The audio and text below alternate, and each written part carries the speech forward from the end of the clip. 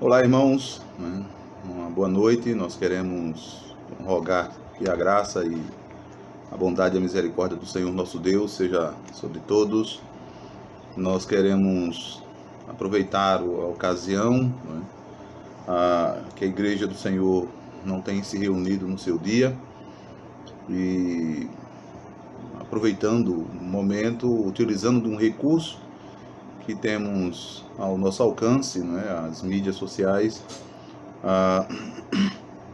levar uma palavra a partir da Escritura, uma palavra que seja de esperança, de confirmação da própria fé, daqueles que creem no Senhor Jesus e daqueles também que ainda não creem, possam assim encontrar nessa palavra um porto seguro, possam assim estar firmes nessa palavra.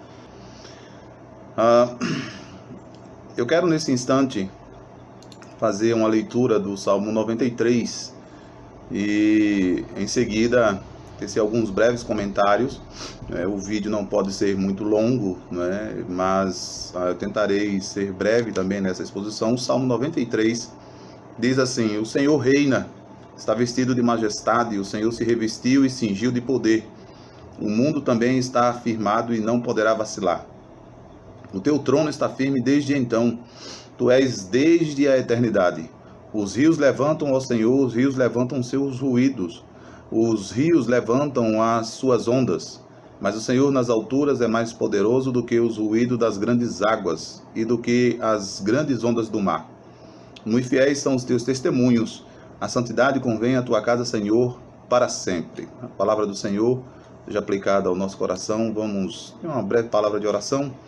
Em seguida eu tecerei alguns comentários sobre este salmo. Vamos orar? Obrigado, Deus, porque a tua revelação mostra que o Senhor é um Deus que reina absoluto, reina sobre tudo e sobre todos. E diante da tua palavra, Senhor, nós queremos ser instruídos, que teu Espírito nos instrua e ele nos conduza a olhar para o Rei que está sobre o trono, Senhor Jesus. Abençoa, Deus, o teu povo, concede, ó Deus, graça nesses dias que estamos vivendo. Apressa, Senhor, os dias para que assim a tua igreja novamente possa, em culto público, reunir-se, ó Deus, e adorar o nome do Senhor, dando testemunho de que o Senhor é o Deus que reina. Em nome de Jesus, amém. Eu daria como título para esse salmo o título para facilitar a memorização do ensino desse salmo, o seguinte título: ainda que as circunstâncias aparentemente digam o contrário, sabemos que o Senhor reina. Ainda que as circunstâncias aparentemente digam o contrário, sabemos que o Senhor reina. Esse é o Salmo 93. O resumo desse salmo é proclamar o reinado do Senhor desde a eternidade. Ele afirma o senhorio, a majestade, o poder e a fidelidade de Deus sobre a criação que ele mesmo criou, que ele mesmo estabeleceu. Essa é uma afirmação litúrgica, uma afirmação congregacional. É um salmo real, os crentes clamam ou cantam, e lembram, afirmando que Yahvé é o Senhor, que Yahvé é Deus, é Rei sobre todos. Os salmos reais, como são chamados na Bíblia, como aqui do Salmo 3 até o Salmo 110, Salmo 93 até o Salmo 110, e outros espalhados também no Saltério, os salmos reais ou de realeza, louvam o Deus que ainda reina, ainda que as circunstâncias aparentemente digam o contrário. É isso que os salmos chamados salmos de realeza ou salmos reais geralmente apontam, que Deus reina, que Yahvé, o Senhor Deus, reina sobre tudo e sobre todos, ainda que as circunstâncias aparentemente digam o contrário. Este salmo, de 5 versos, esse salmo está dividido em 3 partes. A primeira parte encontra-se do versículo 1 e 2, e nesses versos o salmista ensina que o Senhor reina. Observe que ele abre com esse tema: o Senhor reina. E ele diz que ele reina desde o seu trono eterno. Está lá na parte, no versículo 2, o teu trono está firme desde então, ou seja, desde a eternidade. Ele reina em majestade e poder sobre o mundo que ele mesmo estabeleceu. O salmista diz: o mundo também está firmado e não poderá vacilar. O mundo não está entregue a si mesmo, que o salmista quer dizer. E ele não pode ser movido porque o Senhor firmou o mundo, o Senhor firmou a própria criação. O trono do Senhor, ou seja, a sua realeza, o seu senhorio, não é de agora, é desde a eternidade. Ele não apenas estabeleceu o mundo, mas ele também, sobre o mundo, estabeleceu um decreto de governá-lo. O verso 5 diz exatamente isso: muito fiéis são os teus testemunhos. Então diz o texto no versículo 1, o mundo também está firmado e não poderá vacilar. Então o Senhor estabeleceu o mundo que ele mesmo resolveu governar, resolveu por meio de seu decreto governá-lo. Então essa é a primeira grande lição que nós temos no Salmo, no versos 1 e 2, é a primeira divisão. A segunda divisão encontra-se no versículo 3 e 4.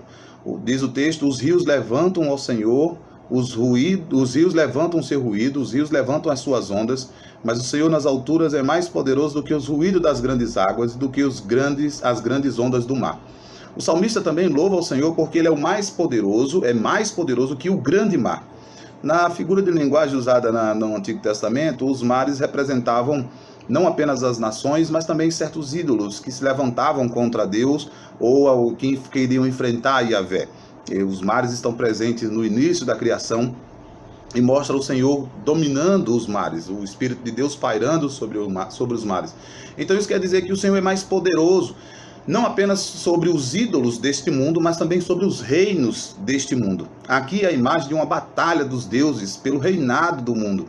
Mas veja como é que o salmista faz uma estratégia. De maneira belíssima, o salmista diz o seguinte, vejam comigo: mesmo que os rios levantem os seus ruídos e as suas ondas, o mais alto que eles puderem, o salmista está dizendo, mas o Senhor nas alturas, o Senhor é mais alto.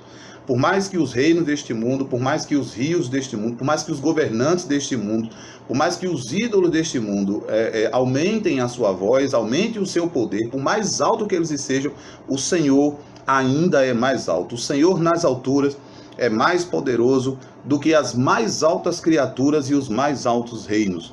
O salmista afirma que o Senhor não precisa nem mesmo entrar nessa batalha, uma vez que foi ele, o próprio Senhor, que estabeleceu a sua criação e governa a sua criação, e não os ídolos e os reinos deste mundo. Em outras palavras, o que o salmista quer dizer é que o que o Senhor criou, ele também governa. Aquilo que o Senhor criou, ele também controla, mesmo que as aparentes circunstâncias digam o contrário. Essa é a segunda divisão do texto. A terceira está no versículo 5.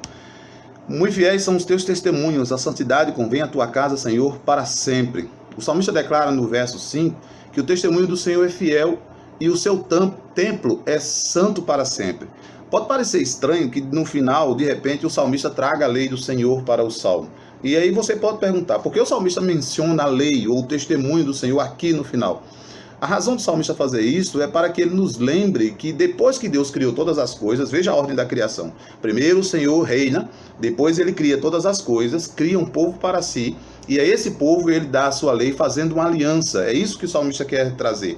Ele faz lembrar então que depois que Deus criou todas as coisas, cria um povo para si e faz com esse povo uma aliança eterna, dá a sua lei. É como se o salmista estivesse a dizer, ou melhor, ele está a dizer, aquele que criou todas as coisas também fez conosco uma aliança, e a sua aliança é fiel, e nos diz que ele está conosco e com a sua criação, ainda que as circunstâncias digam o contrário. A sua palavra, a palavra do Senhor, é confiável e verdadeira, e não existe lugar mais claro para mostrar isso do que, como diz o salmista, a santidade convém à tua casa, na casa do Senhor, na casa de Deus, onde nós encontramos então essa fidelidade ser mais expressa, esse governo ser mais estabelecido. Então, tendo tirado essas três informações, três ensinamentos que o salmista apresenta nesse salmo, essa divisão natural do texto, eu quero fazer apenas algumas poucas aplicações. Eu faço 4 aplicações. A primeira, nada revela mais o direito do Senhor governar soberanamente do que os salmos reais, que mostram o Senhor reinando sobre a sua criação inteira. Na Escritura, nós podemos fazer a pergunta que o salmista no Salmo 24 fez: quem é este rei? No Antigo Testamento ele era chamado de Yahvé, é o Senhor da glória, o Rei eterno. No Novo Testamento, imortal, o Senhor Jesus Cristo. Em Apocalipse é mostrado que ele está sentado no seu trono. No livro de Apocalipse capítulo 4, versículo 2, versículo 8 e versículo 11. E se você olhar esse capítulo 4, o verso 11 termina exatamente dizendo algo semelhante ao Salmo 93.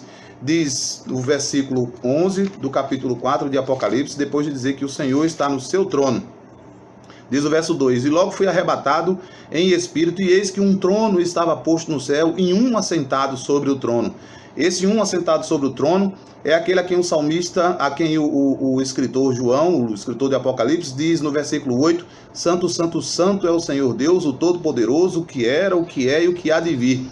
E o versículo 11 diz: Digno és, Senhor, de receber glória, honra e poder, porque tu criaste todas as coisas, e por tua vontade são, ou seja, elas existem e foram criadas. Ele é o Rei dos Reis e Senhor dos Senhores, como apresenta no versículo 14 do capítulo 17 de Apocalipse. O texto diz: Estes, os reinos deste mundo, a Babilônia, os ídolos deste mundo, os reinos deste mundo, combaterão contra o Cordeiro, e o Cordeiro os vencerá, porque é Senhor dos Senhores e Rei dos Reis. Vencerão os que estão com ele, os chamados, e eleitos e fiéis. Então essa é a primeira grande lição. Nada revela mais o senhorio do Senhor Jesus Cristo do que os salmos reais e do que nós acabamos de ver aqui, especialmente no capítulo 4 de Apocalipse. A segunda lição é que o Senhor tem autoridade sobre a sua criação. Ele cumprirá o seu propósito diariamente, e especialmente na vida do seu povo. Nós, o seu povo, ainda que saibamos que ele reina desde a altura, a cada dia os seus inimigos estão sendo colocados debaixo dos seus pés. Ainda que as circunstâncias aparentemente digam o contrário, o Senhor está reinando. A terceira lição é que nós estamos passando por dias que, como nunca passamos. Aqueles que têm aproximadamente 40, 50, 60 anos, ou um pouco mais, talvez nunca tenham passado uma crise como nós temos passado nesses últimos dias em nosso país. Mas apesar das aparentes circunstâncias dizerem o contrário, o Senhor está com o seu povo, o seu pequeno rebanho. E porque ele reina, ele nos diz: não temas, pequeno rebanho. A Bíblia diz que nós somos a casa do Senhor, né? Ele está dizendo: vocês são a minha casa. Não o templo físico, mas vocês, aquelas quatro paredes não consta de ser a minha casa, mas o povo, o meu povo, é a minha casa, é o meu templo. É nesse povo que ele habita por meio do seu Espírito. Então, meus irmãos, nada nem ninguém pode abalar a criação do Senhor, e nem muito menos pode abalar a sua igreja, porque ele governa sobre o seu povo desde o seu trono. E como diz a Escritura, as portas do inferno não podem prevalecer contra a sua igreja. E por fim, não entremos em desesperança. Nós estamos sem o culto público, nós estamos mediando através dessas mídias, mas nós não estamos sem rei. Estamos sob a ameaça de um novo vírus, mas o Senhor reina também sobre ele. Estamos sob a perda de nossas liberdades, mas somos servos de um único rei que reina sobre os governantes. O Senhor Jesus Cristo é o nosso rei. Ele estará conosco e está conosco até o fim dos tempos, e nós somos dele para sempre. Essa é uma pequena palavra que eu gostaria de deixar para reflexão, meditação e conforto dos nossos irmãos e de todos aqueles que forem alcançados por este vídeo. Aos que são cristãos, continuem firmes no Senhor, continuem temendo a Deus, ele reina sobre vocês. Aos não cristãos, o Senhor Jesus Cristo os convoca ao arrependimento e estejam inseridos em seu reino por arrependimento, né, e voltando-se ao Senhor. Ele reina sobre vocês também. Então, como Rei único e absoluto, ele convoca a todos para que possam curvarem-se a eles e assim estarem servindo a ele. O Senhor reina e o seu trono é desde sempre. Meus irmãos, eu sou o reverendo Gaspar de Souza, pastor auxiliar na Igreja Presbiteriana de Sítio Novo, aqui em Olinda. Que o Senhor continue abençoando a cada um de vocês. Uma palavra de oração e nós daremos por encerrado. Deus, nós queremos rogar a tua graça sobre o teu povo, que o teu Espírito conceda força e consolo, e que o teu Espírito esteja a nos lembrar que o nosso Senhor Jesus Cristo é Rei absoluto sobre tudo, sobre todos, sobre esses acontecimentos. Ainda, ó Deus, que aparentemente as circunstâncias digam o contrário, sabemos que o Senhor reina. Abençoa o teu povo, em nome de Jesus, o nosso Deus e Rei. Amém. Deus abençoe a todos e até breve.